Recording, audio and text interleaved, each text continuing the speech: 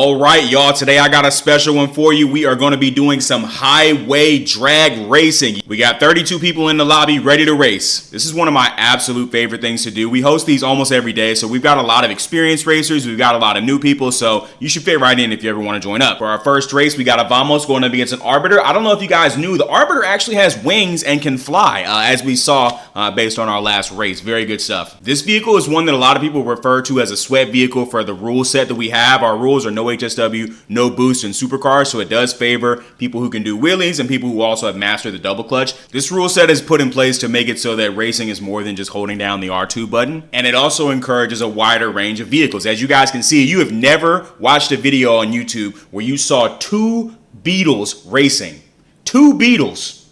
You've never seen this. Now, we're not talking about the custom one. We're talking about two fresh off the road Herbie type vehicles. Look at them. Immediately, this becomes one of the best races I've ever seen in my life. The yellow one hops over the median. He's gone. Green has a clear pathway. But guys, we're going to have a rematch between these two a little bit later. So make sure y'all lock in. Drop a sub if you haven't already. Next up, we got a classic battle. The junkyard dog versus the rich kid who just got off work at the corporate banking center. Listen, he's about to catch the craziest gap of his life. He doesn't even know it. He was so confident. He was so ready. He was so innocent. But our junkyard dog here, it should have been a clear indication when you saw the two turbos sticking out of the hood that this was going to be a very tough situation for the Ferrari, but he just can't win them all.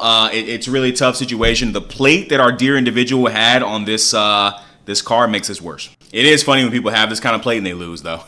Moving right along, I'm going to show you guys the behind the scenes. Sometimes the highway, you know what I'm saying, there's some issues, all right? The highway was not built for you to do this kind of stuff on. We've got a bunch of very organized people, though. We help get it worked out. As you guys can see, the method is blocking the road with helicopters, specifically the Buzzard. The MOC is a waste of time, trust me, believe me.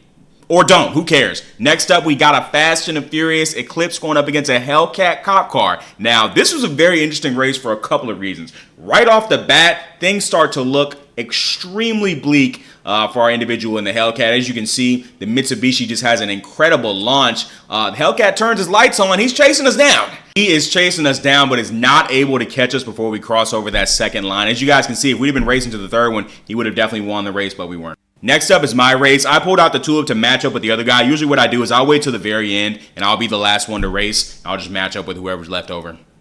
I did get the win here. I'm not proud of it because he basically almost caught me at the very end. As you guys can see, I barely win this race by a very small margin.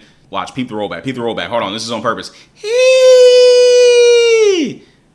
This is a race that caught a lot of people by surprise. I think most of the people in the lobby voted that the car on the right side here was going to win, the white Ferrari. But I used a little bit of insider information. I know the driver of this truck is extremely skilled. So I had a feeling he was going to do the thing that nobody thought he was going to be able to do. As you guys can see, they're lining up. They're getting ready to roll. The light goes, and we are gone. Holy gap-a-moly. Probably the biggest gap we've seen all day, and everybody voted for the white car too, so pretty surprising for everybody except me. Next up, we've got two very competitive vehicles. The Vamos going up against the drop-top Dominator GT. The Dominator GT takes an early lead, but the Vamos is able to reel him in. Would you guys call that a cross, though? In most drag racing situations, a cross is a loss. What do you guys think?